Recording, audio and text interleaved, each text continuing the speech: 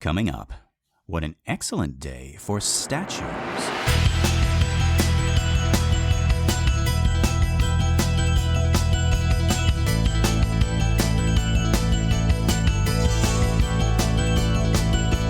Well, howdy folks, and welcome to Minute 10 of The Exorcist Minute, a show where we endeavor to examine, extrapolate, and excavate The Exorcist minute by terrifying minute.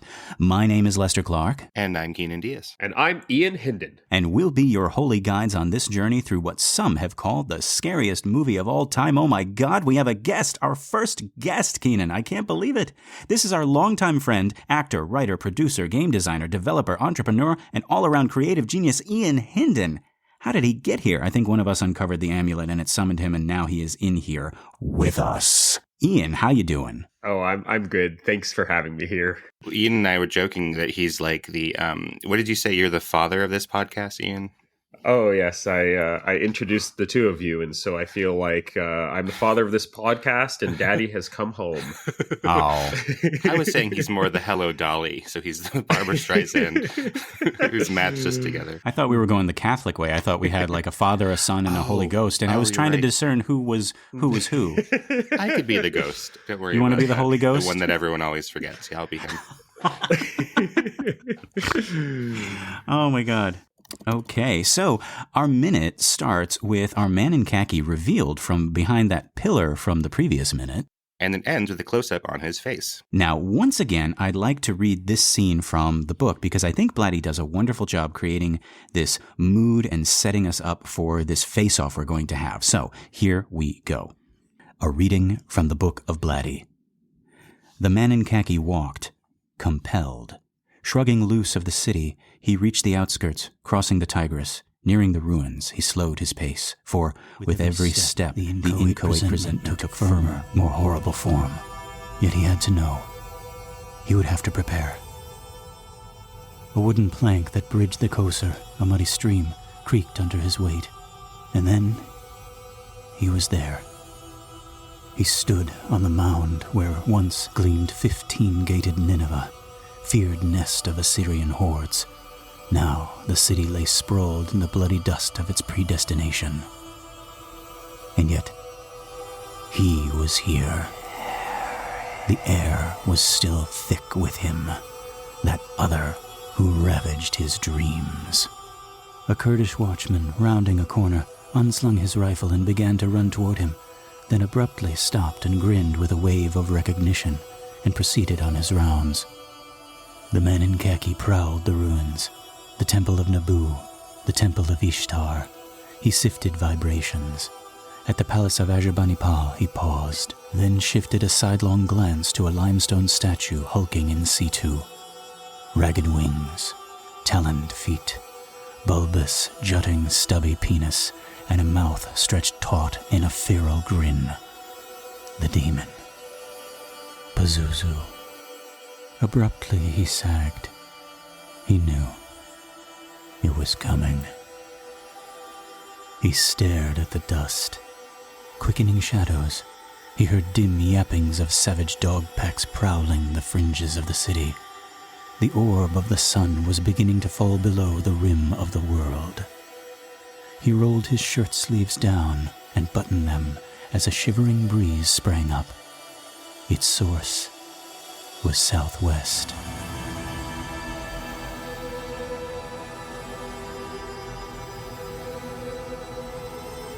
He hastened toward Mosul and his train, his heart encased in the icy conviction that soon he would face an ancient enemy.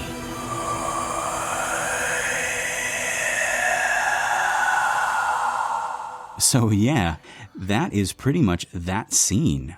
We have our man in khaki walking with what seems like purpose through these ruins.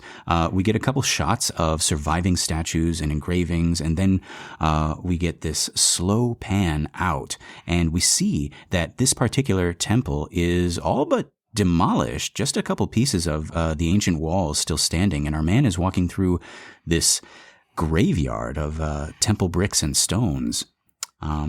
And this is before ISIS destroyed what was left of those gods and temples, correct, Keenan? Well, for this one, I'm not quite sure if this is the same site that we had seen in the beginning. I couldn't quite find that, whether this was a separate site. But, probably because of the way ISIS was working, if this was a real site, they probably did the same thing.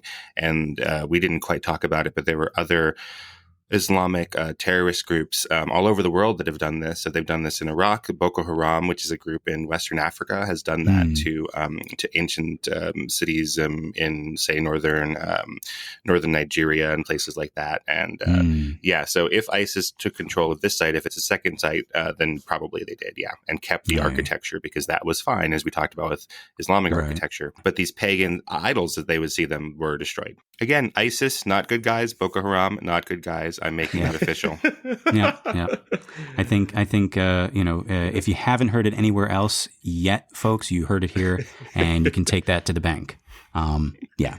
So our man in khaki has stopped, and I love this shot. A shadow passes over his face from the direction of the sun. The wind picks up as he looks in that direction, and it almost blows the hat from his head, and we get a hard cut to the outline of what is obviously a demon statue, and it's literally only for a second, but we can tell it's obviously very devilish with the wings and what even appear to be horns from this angle. It's also, if we're thinking, once we've sort of established that Father Marin is a priest, or at least is looking at this Catholic imagery, now we have this X instead of a cross, that it's like the exact diametrically opposed figure to what we would associate with Christianity. I didn't even pick that up. Oh, that is really cool. And he doesn't like it. Right. Definitely doesn't. This is not, he does not turn his face in that direction with joy. Oh, good. And this is where we first hear this really jarring, really unnerving sound. I'm assuming this is violins. I don't know how to describe what this sound makes me feel. I know insects don't make this kind of sound, but I associate it with something insidious like cockroaches swarming, but maybe more threatening, something that bites or stings, something creeping in through the cracks like ants. And this motif continues and reappears as we get closer. Okay, so when I'm watching, to make sure that I'm within the minute, I have to keep pausing, and I have to keep pressing a button so I see how far I am in the time. And we discovered a whole new character that way. Oh yeah, so you haven't heard that episode? There's a whole episode that where that really got us. Yeah, he was hiding in the Amazon. He was hiding in the Amazon X-ray. Jesuit. Exactly. Okay, so that's so the same sort of thing. But so I did that during this scene, and something interesting that happened was it lists this song Polymorphia as the background music for this scene, and my assumption was that this was the score for the movie. So I thought it was very odd that it would be listed like this. But I pulled it up and I was like, I have to read about this because I have to see what's going on. Because you're right, it almost feels like spiders are walking across you as you listen to this song, right? And it's the song Polymorphia that was composed by his name is Krzysztof Penderecki, and this is in 1961. And he composed this in the wake of the overthrow of the Stalinist regime in Poland. And it is, even from a perspective, not from listening to it, it's a very non-traditional piece of music. And so to get across the sounds that he wanted, Penderecki invented his own musical notation. And so, for instance, a black triangle could signify play the highest note that your instrument can handle. Oh my God. Whatever instrument you've got, just the highest note is what I need. And the score for this song it's 33 pages of sketches and diagrams in different colors. And so just a very chaotic sort of thing if you're not used to, or if you're used to traditional musical notation, correct? Interesting. And I brought some pictures here, and I just wanted to show them to you all, and hopefully we can link these pictures in the description of the show. Maybe I'm making promises now that Lester has to keep. But so if you kind of look at these pictures, you sort of see okay, it's it doesn't look quite like musical notation, but you can definitely see that there's time that's being expressed here. Correct? Right. If I didn't know what this was, it would take me a while to notice. But there is a like a bass clef and a treble clef, and that's the only thing that looks familiar to musical notation. Yeah, folks. And I'll try to get this into the show notes as well. But you can also check it out online if you just Google polymorphia. That's POLYMORPHIA. And I'm seeing on YouTube, yes, it even comes up in conjunction with The Exorcist and also The Shining. Interesting. That makes a lot of sense. So as in polymorphia is used in The Shining, or just this composer? Well, I'm seeing polymorphia, The Shining. Oh wow! I would love to look when the search comes up. Yeah, that's really interesting actually, because we take for granted in music. I'm not a music guy, but my boyfriend is. He has several degrees in music and works in music, and we take for granted that the way that we notate music and write music is the only way, but it was invented, a couple hundred years ago by people. And it Bach basically invented the way that we would do that. And then we just say, well, we haven't come up with a better system. So it doesn't mean that that's the only possible way that we could do it. And in film music, let's see, we have a movie that we're making in 1972, released in 1973.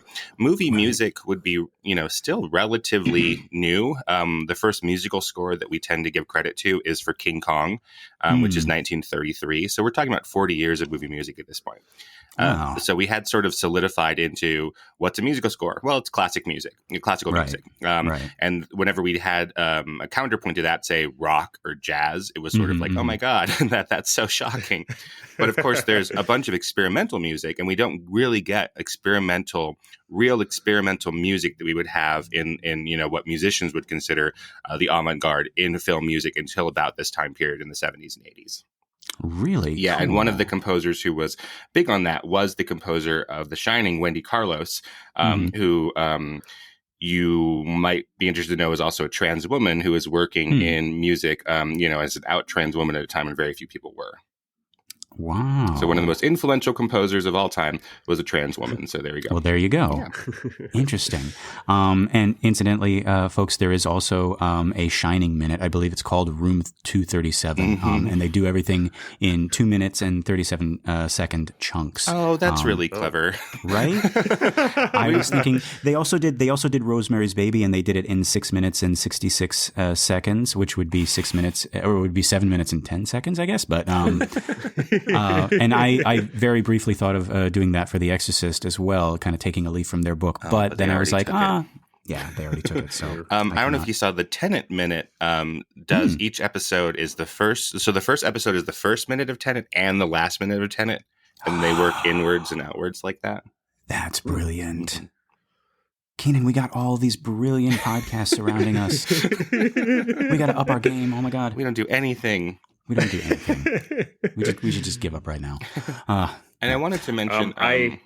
go ahead, Ian. I still think that you all need to just rank every single minute of The Exorcist from like best to worst. And then what you do is if somebody like doesn't have a bunch of time, like it's just, I just have 10 minutes. It's like, okay, well, these are the top 10 minutes from The Exorcist. And if you just watch these, you'll basically get the gist of it. Get the gist of it. Oh, the greatest. And that'll be in ascending order or descending order, depending on how good of a time you want to have. Right. Oh yeah, like a Carson Daly kind of like, from it's still top 10. TRL. That's what they call it, right? Total Request Live. I'm old enough that I would. So we're old enough that we're bringing up Carson Daly first of all for you younger people, and then I'm old enough that I remember. Ingmar Bergman. We brought up Ingmar Bergman this year, but I'm old enough that I remember what TRL stands for. In a train that's barreling toward the screen. I'm so old I remember what MTV stands for. Nothing.